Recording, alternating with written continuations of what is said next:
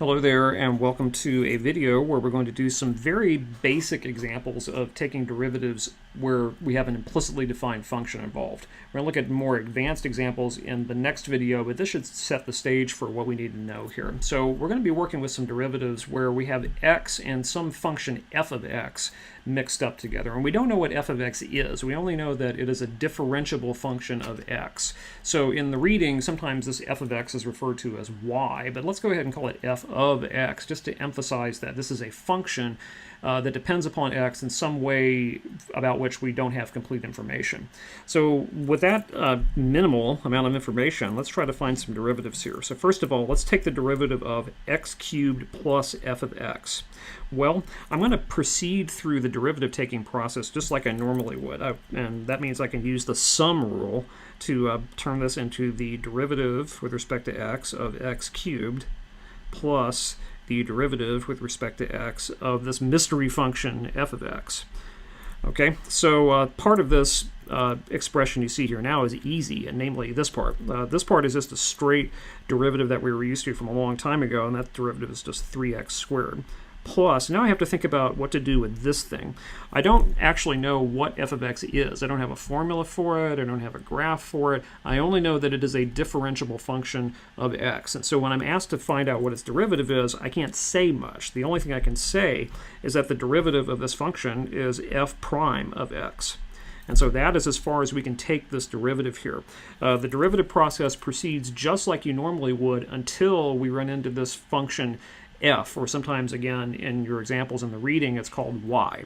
And in that case, we just treat the function as a differentiable function and try to write out whatever we can formula-wise for its derivative, and this is as far as we can go in this particular case here.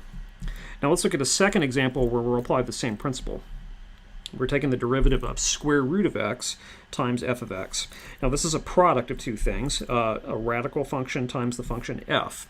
And so that means I'm going to need to use the product rule on this. And remember that radical x is the same thing as x to the 1/2 for derivative taking purposes. So I would use the product rule to write this out. I would need to take the derivative with respect to x of the first function and multiply the result times the second, plus take the first function and multiply it times the derivative of the second. That hasn't changed. That is the same product rule we have been using for quite a bit now. What is going to change, I think, is going to be right here. This is the only thing that's really different between this problem and other product rule problems you've seen in the past. The derivative of radical x is 1/2 x to the minus 1/2, and I'm multiplying this times f. I don't know what f is, so this is as much as I can write. Plus radical x. And now again, since I don't know much about f, the only thing I can say about its derivative is that it's equal to f prime. And that's my result. Okay, it seems like we haven't worked hard enough on this, but actually we've done as much as we can with what we have. And so we have this final result here, up to some basic algebra simplifications. This is our derivative.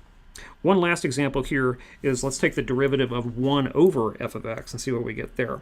Now, just to remind us, this is the same thing as taking the function f of x and raising it to the -1 power. So this is really a composite function here. The inside function is f of x, and the outside function is the function x to the -1. And so I'm going to use the chain rule, which means I need to take this thing's derivative, the outside function, that's negative x or whatever to the -2 power, and then evaluate that at the original inside. That's f of x this time.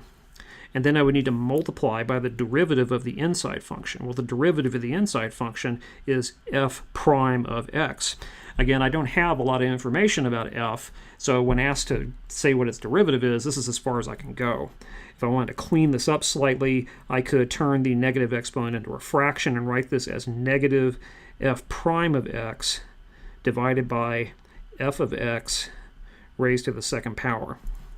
So in other words, just to kind of make a long story short here, all the derivative stuff that we're doing here is pretty much the same as we have been doing. The only catch here is that we can't go as far as we used to go because we have these implicitly defined functions.